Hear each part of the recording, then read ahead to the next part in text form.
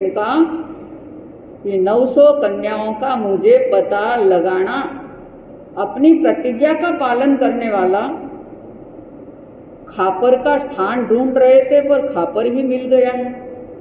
अब स्थान ढूंढना है कि आखिर वो 900 कन्याएं हैं कहाँ पर। खापर सोच रहा है कि देखो मेरी इतनी बढ़ाई हुई है और खरहत का रूप धारण किया हुआ साथ में नौकर बना करके ले लिया।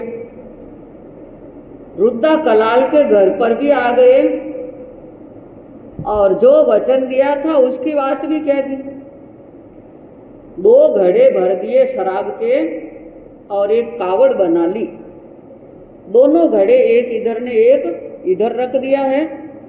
अब खरहत से कह रहा कि देखो ये कावड़ उठा करके तुम्हें चलना है, क्योंकि वो नौकर के रूप में उनको रखा है तो आदेश दे रहा है।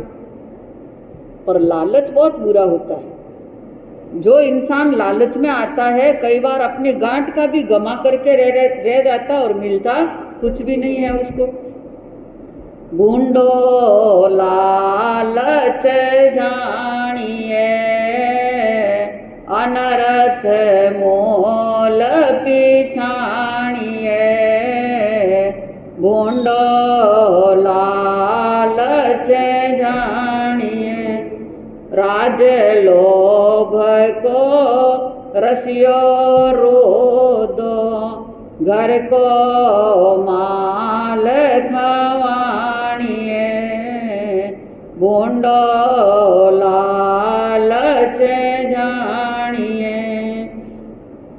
ओछे मुंडे बाता मोटी नीच औलाद जानिए, बूंदो लालच जानिए। ताजा आसोर की कर कावड़ खरहत को ऊंचवाणिए, बूंदो लालच जानिए। आगियो कावड़ ले नृप हुक्मे आज्ञाकारी मानिए, आगे खापर लारे खरहत रात अंधारी अजानिए।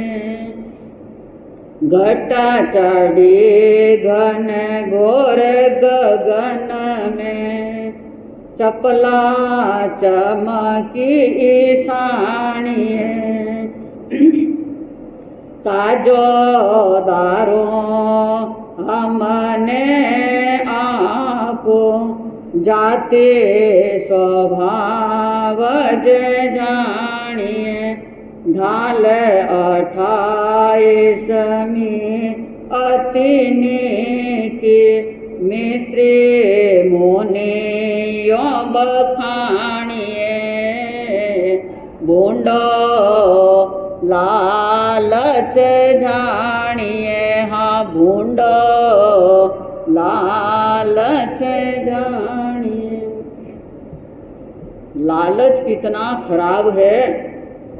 जो भी इंसान लालच में आता है वो हमेशा दुख पाता है। लालच आ गया उनको कि ये मुझे उज्जैन का राजा बना देंगे, इसलिए रुद्दा कलाल ने प्रतिदिन घर पे जाता है खापर और ऊंची कीमत का शराब पीता है और फिर 2 घड़े भर करके भी साथ में दे दिए, क्योंकि उनको लालच किस बात का है कि मुझे राजा बना देंगे।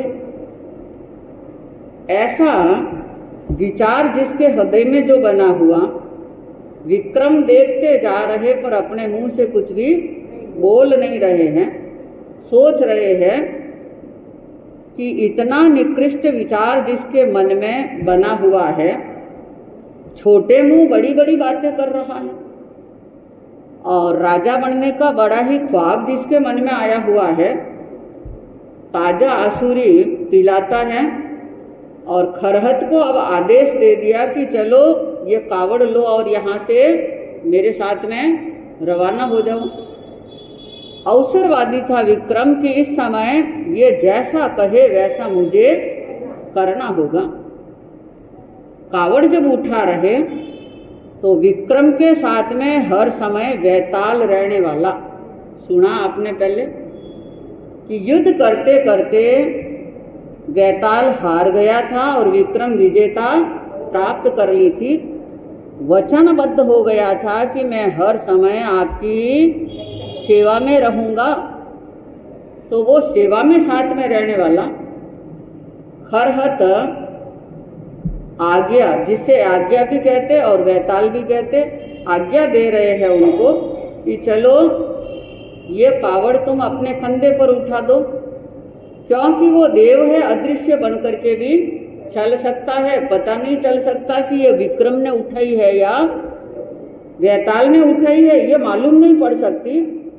आगे आगे चल रहा है और पीछे पीछे खापर भी चल रहा है।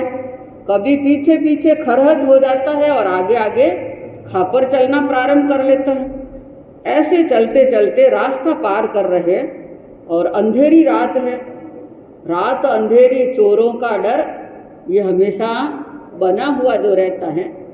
अंधेरी रात है और चोर अपना रास्ता जो पार कर रहे, रास्ते में चलते चलते एकदम घनघोर घटा छा गई और वो घटा छाते हुए ईशान कोण की बिजली चमक रही है और घटा भी ईशान और उत्तर दिशा की और ईशान कोण की घटा जब चढ़ती है तो वो बरसे बिना नहीं रह सकती है। ये भी एक दिशाओं का कारण बनता है और ये भी एक गहरा ज्ञान है कि कौन सी दिशा की वायु चलती है तो क्या होता है, कौन सी दिशा की घटा आती है तो क्या होता है। ये सारी जानकारी रखने वाला विक्रम जो था, अपार ज्ञान था उनके पास में। ईशान कोण की घटा, उत्तर की घटा चढ़ी हुई और बिजलियाँ चमक रही है ईशान कोण में और जोरों से बारिश बरसना प्रारंभ जो हो गया है। इधर वो वैताल विक्रम से कह रहे कि देखो ये जो शराब के घड़े भरे हुए हैं, बस मैं आपसे इतना सा निवेदन कर रहा हूं कि एक घूंट मेरे को लेने दे दो, क्योंकि ये मेरे जाति का स्वभाव है। जो इस धरती पर देव रहते हैं, भूत पिशाच यक्ष राक्षस वीर वैताल आदि, तो उनकी प्रकृति जो बनी हुई होती है कि ये मेरे जाति का स्वभाव है, इसलिए अब इसकी सुगंध मुझे जो गंध आ रही है तो इसको पिए बिना मैं नहीं रह सकता। तो वैताल बस सामने देखते हुए ही समझा रहे कि देखो अभी अवसर नहीं है पीने का, इस समय तुम अपने मन को वश में रखो, यहाँ से अपने स्थान पर जाएंगे, उसके बाद में जितना तुम्हें चाहे उतना मिल जाएगा, लेकिन इस समय इसको ग्रहण मत करना, क्योंकि अगर ऐसा कर दिया तो बहुत बड़ी परेशानी सामने आ जाएगी। अवनीपति सड़ी कही अवसर नहीं बैताल, घर पहुँचा बहु पावसे करने नहीं जिकाल। जनपति जावे जीवड़ो लेवण दो टुक गंध, अहा सुहम कहता सोर इसड़ो की दो द्वंद। राजा बार बार रोक रहे हैं और वैताल बार बार यही कह रहा कि हे नाथ जरा सी मुझे गंध लेने दे दो, क्योंकि अब मेरा जी इस तरफ जा रहा है, मेरा मन वश में नहीं रह रहा। आखिर ऐसा कहते कहते है क्यों एक श्वास में सारो, रीतो कोम्ब मिट्यो अधभारो, छिटक्यो दूजो कोम्ब तिवारो, पड़ता गटकायो वैताल, भग्यो चपला गतीर। सच्चा सत्यवंत जन सेवक विक्रम भूपति रे। फटके कोंब फूटेगा दोई, खीजो खापर यह सुनताई। रे खर हतिया मुझ द्रोही, करियो आसुर नुकसान मूढ़ जाने नथी रे। सच्चा सत्यवंत जन सेवक विक्रम भूपति। इतना कहते कहते एकदम जाति का स्वभाव प्रकट हो गया, क्योंकि जो जाति का स्वभाव होता है वो कभी जाता नहीं। कि नीमन मीठा होए सींचा गुड़ घी से, जाका पड़िया स्वभाव जासी जीव से। नीम को कितना ही सिंचन कर लो लेकिन वो कड़वा तो रहेगा ही रहेगा। जिसके जाति के स्वभाव जो होते हैं वो कभी भी मिट नहीं सकते हैं।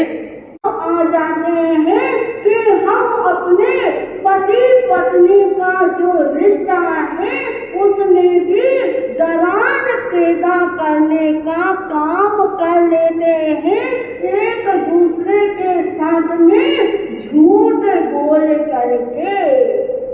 लेकिन उस वस्तु को जो बहुमूल्य हमें मिली है वो किसी भी कीमत पर किसी को देने के लिए तैयार नहीं होते। रिश्ते टूटे तो टूटे, भाई रूठे तो रूठे, पत्नी छूटे तो छूटे, कोई गम नहीं। लेकिन बहुमूल्य हीरा हाथ से नहीं जाना चाहिए, ये आपकी भावना होती है। तो ये जो नर तन रूपी हीरा मिला है इसकी कद्र भी क्या इसी तरह करते हो? इसको भी क्या इतना ही सम्मान, इतनी ही इज्जत आप प्रदान करते हैं? सोचिए, चिंतन कीजिए। हमारे आगमों को पढ़ने का यही सार है कि एक आगम भी पढ़े, चाहे एक आगम भी हम नहीं पढ़े, एक शब्द भी आगम का सुने और सुनकर जागरण में उतर जाए तो हमारा जीवन सफल हो जाए। ये जागरण कितने प्रकार की होती है? 3 प्रकार। सबसे पहली है अधर्म जागरणा, यानी संसार, व्यापार, परिवार से संबंधित चिंताएं करते रहना। अभी मेरे बेटे को ये नहीं मिला, अभी मेरे बेटे की पोस्टिंग अच्छी लगे नहीं हुई, अरे पोस्टिंग सही जगह हो गई तो प्रमोशन नहीं मिला, मेरी बेटी की अभी तक शादी नहीं हुई, न जाने इस दुनिया में मेरी बेटी के योग्य कोई लड़का है भी या नहीं है। मैं अपने परिवार को किस ढंग से चलाऊं कि इसकी प्रतिष्ठा बरकरार रहे, मैं अपने कुल के गौरव को कैसे आगे बढ़ाऊं? मात्र इन्हीं चिंताओं में, विचारों में खोते रहना यानी अधर्म जागरणा में उतरना कहलाता है। जैसे मम्मन से नंदन करोड़ सोनैया की पूंजी होने के बावजूद उस करोड़ को भी आगे बढ़ाने का विचार है, लेकिन जो उपलब्ध है उसे भोग उपभोग करने की उसकी भावना नहीं रही। ये अधर्म जागरणा जिसके भीतर जगी हुई रहती है वो अपने जीवन को कभी नहीं समझ सकता। वो मात्र भोग प्रधान अपने जीवन को बनाए हुए रहता है, त्याग धर्म को नहीं समझ पाता। तो दूसरे है धर्म जागरणा। धर्म जागरण जो है इसमें आत्म जागरणा की जाती है, सत्य संकल्प किए जाते हैं, जैसे भरत चक्रवर्ती ने किया। आरिसा के महल में अपने रूप यौवन को निहारने के भाव से गए, लेकिन एक फिंगर में रिंग नहीं थी, एक अंगुली में अंगूठी नहीं थी, उसे देखते ही जाग गए कि एक अंगुली में अंगूठी नहीं तो ये अंगुली कितनी सुंदर लग रही है। यदि मैं सारे आभूषण खोल दूं, सारे गोल्ड के ये उतार दूं आभूषण, तो मेरा शरीर कैसा दमकेगा। ये संकल्प उनके मन में उत्पन्न हुआ। एक एक आभूषण उतारते गए, अपने रूप यौवन को निहारते गए और निहारते निहारते केवल ज्ञानी, केवल दर्शी बनने का भी शुभ कर्म हो गया। इसे कहते हैं धर्म जागरणा। ये जागरणा हम अपने घर के किसी भी कोने में, अपने नगर के किसी भी चौराहे पर उत्पन्न कर सकते हैं। बस आवश्यकता होती है हमारे श्रेष्ठ भावों की। जहाँ हमारे भाव हमारे मन से जुड़े नहीं, वहाँ हमारे लिए सुखद कार्य होने प्रारंभ हो जाते हैं। तो तीसरी है सुदक्खु जागरणा। सुदक्खु जागरणा यानी जिस जागरणा में श्रावक एकाग्र चित्त होकर के 9 तत्वों पर विचार करता है। जीव, अजीव, पुण्य, पाप, आश्रम, संकर, बंध, निर्जरा और मोक्ष, ये जो 9 तत्व है इन पर चिंतन करता है। प्रतिक्रमण के भावों में उतर करके विचार करता है कि प्रतिक्रमण क्या है। तो वही जो श्रावक है, सम्योपासक है, वो सुदक्खु जागरणा में प्रवृत्त होकर सतत 3 मनोरथों का चिंतन करता है। और ऐसे व्यक्ति की ये जागरणा जो है सफल, सार्थक और अपनी मूल पूंजी को सुरक्षित रखवाने वाली हो जाती है।